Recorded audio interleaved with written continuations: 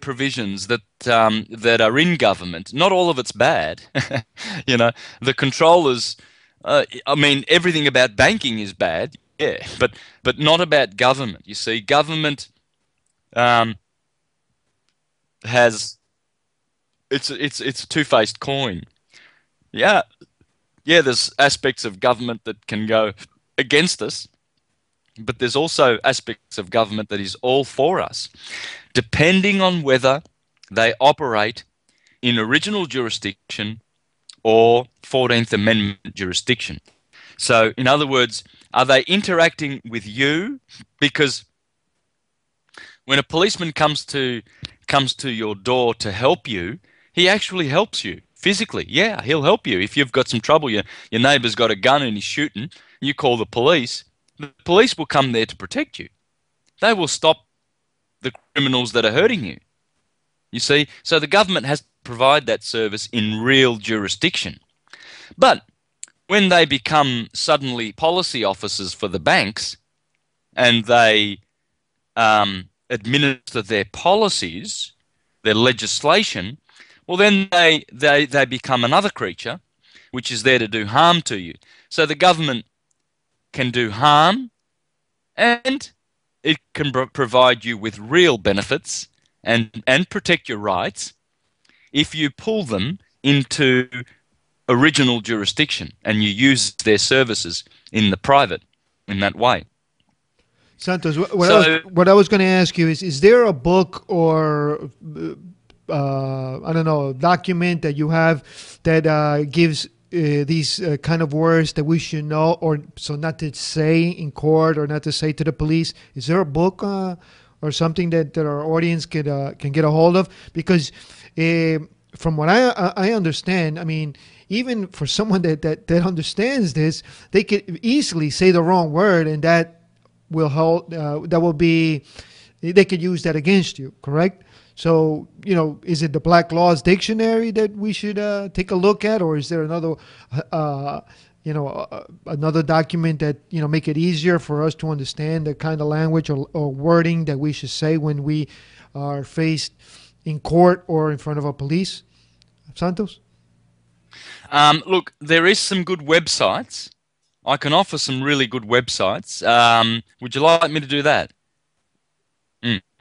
Well, the Postmaster General that I mentioned before, James Thomas McBride, his website is notice-recipient.com. Notice-recipient.com. I'd be going in there and I would click on The Cure. There's a link called The Cure, or there's a tab, The Cure. James Thomas McBride.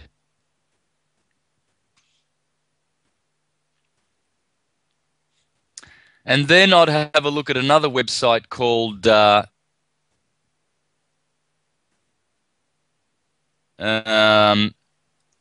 suijuris.me.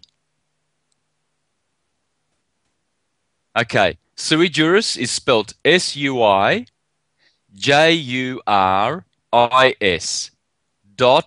.me. M-E. Okay, in those. And there's a lot of information in there. If you contact these guys, they will provide you with all sorts of information and documents for you to be able to, reclaim your beneficiary role of your trust. And once you do that, they will leave you alone. They will absolutely not come after you for any of those little pieces of paper. You see, those little dollars, they're money. Santos, I'll tell you a quick story. Back a few years ago, I was walking down the streets in this town in New Jersey called Newark, and the public television, the public channel, they was doing a piece on the streets, and they happened to pull me, and I was saying to myself, "Oh, this is going to be interesting." because apparently they thought, this is just some guy walking down the street that doesn't know anything. So they pulled me to the side, and they asked me if they could ask me a couple of questions. So I said, sure. I said, what are you going to ask me? And he said, well, we want to ask you about this problem that we're having in New Jersey with the illegal immigrants. Right, so I was saying to myself, "Oh, they picked the wrong guy here." He says, "Well, what do you think?" They asked me this on camera. What do you think about this problem that we have with legal immigration? And what is what do you think about these illegal immigrants taking the jobs of Americans? And I mean, to make a long story short, I just said to him, "Well, I think the question that you should ask is if they're illegal." And they're doing harm in the United States, then why is it that the government issues them what's called an ITN number, a taxpayer identifications number, to file income tax? So I mean, they're illegal, they don't have a work permit, they cannot work, but yet they can pay taxes. So I said to her, I don't understand that concept. So after that, she said, well, okay, we got to go. But the question is, what about the